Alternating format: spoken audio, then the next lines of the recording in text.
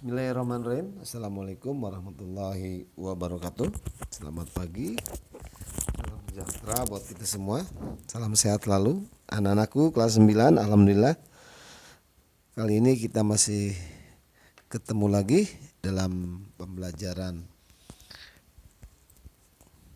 masih di bab kekongruenan dan kesebangunan, dan kali ini adalah sesi terakhir untuk kesebangunan bangun datar, dan kita akan masuk ke kesebangunan dua segitiga bagian kedua, yaitu hal-hal penting yang sering muncul dalam permasalahan kesebangunan segitiga. Untuk itu, supaya memperlancar pemahaman kalian, mempermudah pemahaman kalian, yuk kita buka dengan doa dengan membaca basmalah. Bismillahirrahmanirrahim. Anak-anakku, kita sudah belajar kesebangunan kemarin ya, dengan berbagai macam bentuk kesebangunan seperti contoh A ini udah kita pelajari kemarin. Ini ketemu seperti ini pasti kesebangun yang besar ABC sebangun dengan DE C. Juga yang B ini fokus. Ini jika ada dua segitiga ada segitiga siku-siku ABC di A. Kemudian dari A ditarik garis tinggi AD sehingga AD 3 lurus BC, maka di sini ada 3 buah segitiga siku-siku yaitu ABC. Itu sebangun dengan segitiga DBA dan sebangun dengan segitiga DCA atau DAC gitu ya. Jadi ketiga segitiga siku-siku pada gambar ini sebangun. Demikian juga pada gambar ini jika ada sebuah trapesium di mana dibuat garis, ketiga garis ini sejajar, maka di sini ada 3 buah trapesium yang sebangun juga. Maka pada gambar-gambar ini berdasarkan kesebangunan maka berlaku aturan-aturan atau formula pada segitiga sebagai berikut. Lihat untuk yang pertama. Kita maklum bahwa segitiga ABC sebangun dengan segitiga DEC. Jika panjang CD-nya A, AD-nya B, CE-nya C, DE-nya D, DE-nya E, AB-nya F, maka berlaku. Nah, ini bisa untuk kalian perhatikan atau bisa dibuktikan di buku paket itu. Bahwa lihat pada segitiga yang kecil DEC, A bagian yang kecil itu seletak dengan AC atau bagian besar itu A per B. Jadi letak A per AB itu akan sama dengan kecil juga di sini C per yang besar apa? C plus D ya. Jadi kecil per besar, kecil per besar. Demikian di tengah kecil per besar yang sisinya bersesuaian. Jadi A per A plus B akan sama dengan C kecil dengan C plus D yang besar, dan E yang kecil dan F yang besar. Jadi kecil besar, kecil besar, kecil besar. Itu perbandingan. Kemudian yang keduanya dapat dibuktikan juga bahwa A per B, sisi yang berdiri A per B itu akan sama dengan C per D. C kerja kecil bagian bawah atau kali silang, ada yang bilang kali silang, A kali D sama dengan B kali C. Nah, ini kondisi-kondisi khusus yang bisa kalian ya bolehlah dihafalkan. Yang kedua B, jika ketemu gambar ini tadi sudah kita katakan bahwa segitiga ABC sebangun dengan segitiga DBA juga sebangun dengan segitiga DAC. Jadi ada 3 segitiga siku-siku yang sebangun. Misalkan saja ya, yang ini kita beri nama B, A-nya ini yang panjang semua, ini A. Kemudian ini C. Ini yang tengahnya tinggi ini ada T. Sebagian yang kecil ini P, CDP. Kemudian BD ini Q. Maka pada gambar seperti ini berlaku. Lihat, pada segitiga siku-siku yang besar, sisi siku-siku B, maka berlaku bukan B kuadrat, sisi siku yang besar, ini sama dengan kecil, bagian dari sisi miring yang besar kecil, yaitu berarti P atau CD kali besar. Jadi B kuadrat sama dengan kecil P kali A. Ini bisa dibuktikan ya, bisa dibuktikan. Kemudian untuk mencari C bagian sisi siku yang lainnya, C kuadrat kecilnya dari B, sisi miring B Q kali besar A, Q kali A. Kemudian untuk mencari yang tengah, T kuadrat sama dengan kecil kali kecil bagian dari sisi miringnya. Ini juga formula yang bisa kita manfaatkan untuk kita bisa hafalkan. Kemudian pada gambar yang C pada trapesium maka berlaku misalkan kita beri nama saja, misalkan yang ini ya, ini aja lah ya. EF ini bagian yang tengah sejajar, maka EF itu sama dengan AE bagian yang begini kalikan ke sana, AF kali DC ditambah ED kali apa itu AB per ini ditambahkan AE tambah DE. Ini juga satu formula. Ya, bisa kalian, ini bisa dibuktikan ya. Baik, sekarang kita lihat contoh soalnya dengan berpacu pada rumus ini. Lihat masih rumus yang ini. Lihat untuk nomor 1, tentukan nilai X ya. Maka untuk menjawab 3 soal ini ya, kondisi ini bisa kita pakai. Kita lihat X ini ada pada bagian yang kecil ya. Maka berlaku X bagian kecil seletak dengan apa? Yang besarnya itu 8. Tadi karena dimulai dengan kecil, maka yang kecil yang diketahui yang mana? Ini 2 per besarnya ini. Nah, berapa? Ya 2 tambah 4 berapa? 6. Jadi kali silang ya, 6 kali X sama dengan 8 kali 2. 8 kali 2 adalah 16, jadi X nya 16 per 6. Bisa disederhanakan jadi 8 per 3 atau disederhanakan jadi 2 per 3 atau bisa disederhanakan berapa lah gitu ya, 2,67 boleh. Kemudian nomor B sama mencari X. Perhatikan X-nya. X itu bagian dari yang kecil hampir sama, tapi sisi yang berdiri X ya per bersesuaian apa ini? Nah, itu apa? X tambah 18 ya kan? Karena besarnya ini. Jadi kecil besar. Kemudian kecil sama dengan kecilnya 15 per besar berapa? 25. Dan ini bisa disederhanakan nih. Bagi 5 3, bagi 5 5. Jadi kali silang. Ini berapa tuh? 5 kali X ya. Ini kali 5 kali X sama dengan 3 kali X tambah 18.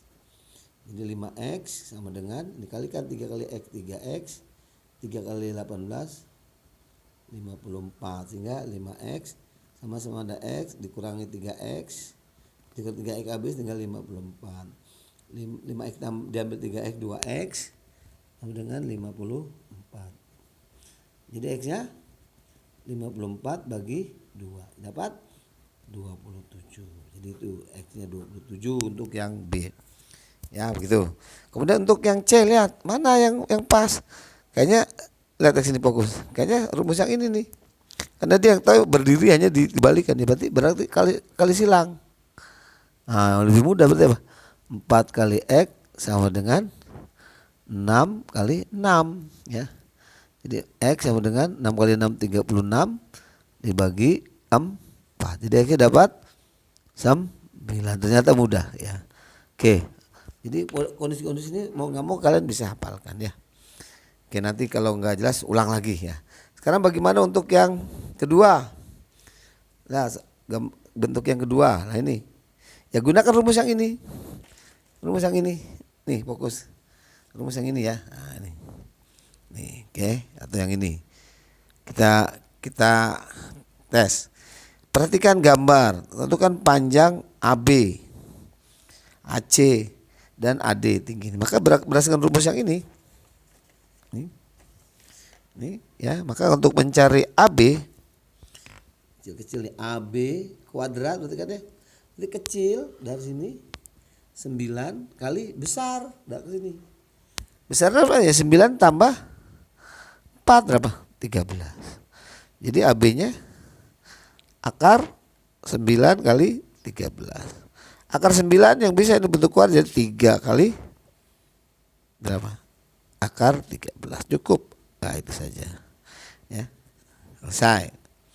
Kemudian mencari AC.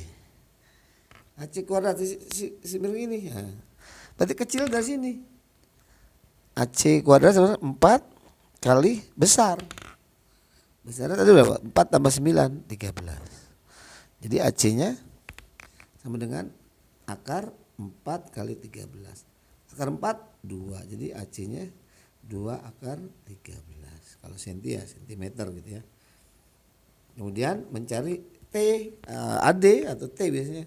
Maka AD kuadrat yang tengah ini, harusnya tengah, berarti apa? Kecil kali kecil, berarti apa? T kuadrat berarti 4 kali 9. Ini 36. Jadi T-nya akar 36. Akar 36 adalah mudah ya. Oke, mudah tuh. Dengan catatan tadi ya, hafalkan formula-formula seperti ini. Ya nanti di bahan ajar ada. Kalau kalian ingin ya boleh fotokopi ini. Nanti datang ke sekolah menghadap Bapak, boleh pinjam. Tinggal diperbanyak. Kemudian nomor B sama juga nih kondisinya, tapi yang diketahui ini sebagian ini.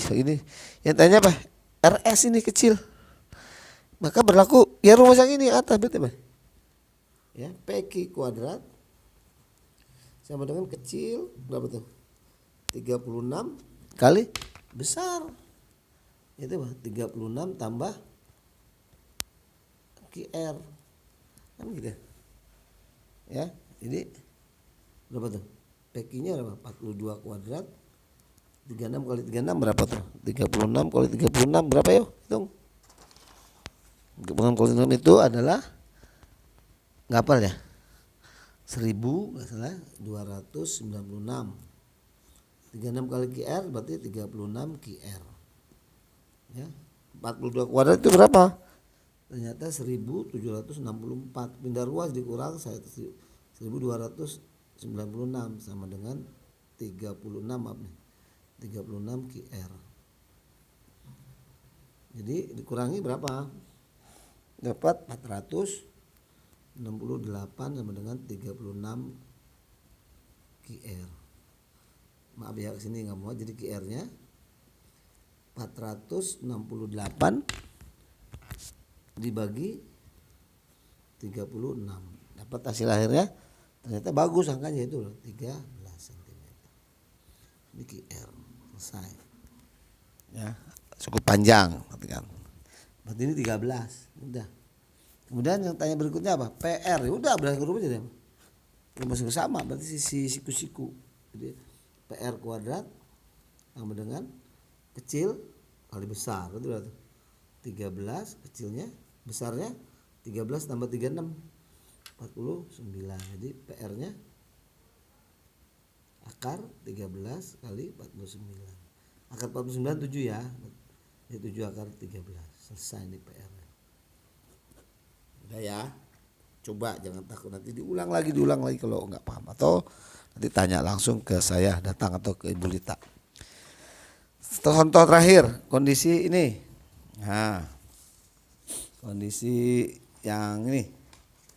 Nah, lihat nih, ya. Jika ada gambar seperti ini, DC-nya 3, DE-nya 3, EC 7, AB-nya 13, berapa panjang EF? Maka dengan mudah, maka EF yang tengah ya, berarti EF sama dengan pernya dulu. Nanti kan langkahnya. Pertama 7, nah di bawah kali ke atas. Berarti 7 kali 3. Ditambah yang atas kalikan ke bawah. Berapa itu? 3 kali 13. Dibagi ini tambahkan. Ini tadi kali, ini tambah berapa? 7 tambah 3. Tinggal hitung dah. 7 kali 3 itu 21, ditambah 3 kali 13 itu 39, per 7 tambah 3 adalah 10. Ya, 21 tambah 39 adalah 60 per 10, sehingga EF-nya dengan mudah itu 6 cm. Ya, saya kira nggak terlalu sulit. Yang tersulit adalah menghafalkan ya, mau nggak mau ya, nanti dengan latihan. Insya Allah dengan latihan nanti dari buku latihan dan kalian kerjakan secara PJJ, insya Allah kalian bisa. Kemudian nanti minggu depan kita akan PTS, oleh karena itu disiapkan materinya khusus kekoreanan dan kesebagunan. Itu saja, sampai ketemu di lain waktu. Mudah-mudahan kalian paham dan bermanfaat. Salam sehat selalu. Assalamualaikum warahmatullahi wabarakatuh.